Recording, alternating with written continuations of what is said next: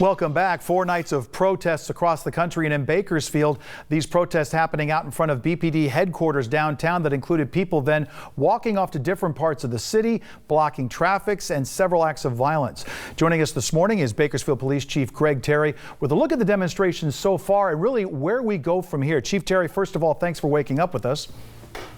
Good morning. Thank you for having me. First of all, let's take a step back and see what has been your view overall of the protests so far as involved with the people that are there and how your officers have engaged them. Well, I really appreciate very much the community's primary behavior over the last 4 or 5 days now.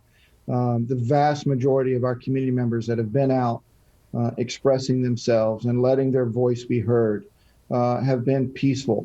The concerns, the anger, the emotions are genuine, and the push for change is genuine, and that's been reflected by the vast majority of our community members that have been out.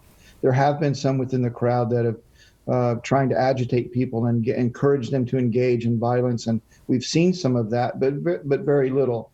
In fact, on several of the nights, many of the community members themselves intervened and took action against those that were trying to do that. So that's very much appreciated from a police chief's perspective, because there are significant public safety challenges across our city and allows us to really address all of our community's needs while ensuring that those that are here with us out front are able to express themselves safely.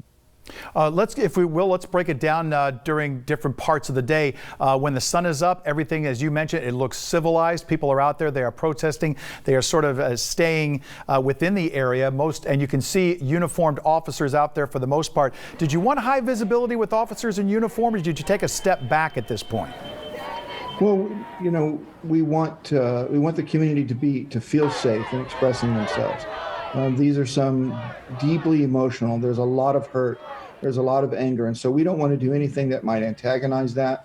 And so we've done some things intentionally to give the community members space and help them feel safe while they express their views. But at the same time, we want to make sure that we are present and able to protect them so that they can do that as well.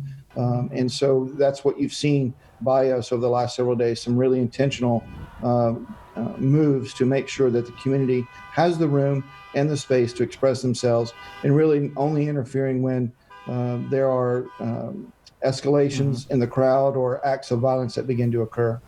You know, talking about that, there were several instances, and we got concerned through messages and emails from people when they started to walk down the street, actually in the roadways at different times, all the way out to Oak at one point, blocking traffic. Is that something that you just kind of like monitored, or is there anything really you can do when you're dealing with a crowd that big?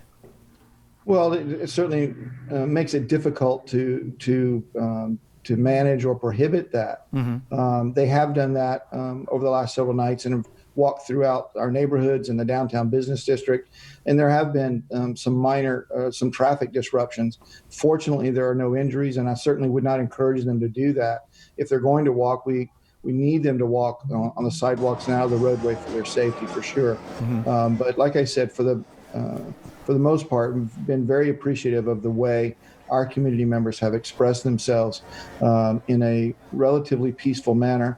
And I think it sets a great example of who our community is, that we can come together, voices can be heard without a lot of violence and destruction. Now, when we have seen instances where your officers have moved in to clear different areas, there have been fireworks, there have been other different types of arrests. How have you perceived your officers' response, and has it been tempered the way that you would have liked? Yeah, I think the officers and the men and women on the front line that have been out working the protest when we've had to move in, yes, I'm very proud of the professionalism that they've displayed and the composure and their sharpness in the way that they move and dealing with what they have to, but at the same time articulating clearly to the crowd what needs to occur and giving the crowd the time and opportunity to react to that, so that if an arrest is made, it really is a last resort. Now, Greg, we've seen in other cities, this is real quick, we're running out of time, but we've seen a lot of like major scenes of looting and whatnot. We showed video of someone capturing it at a shoe store, I believe off Panama yesterday. Have we seen much here?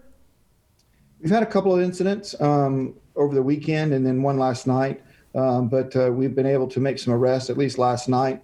But the other incidents, we're not seeing that.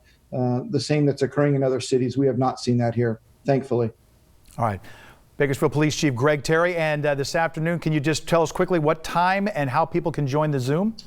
1:30 to 3 on Zoom, and if you want the link, just email the police department, and there'll be a website on our website. I'm sure it's on yours too. It is. Thank you, Chief Terry. Appreciate your time this morning. Thank you.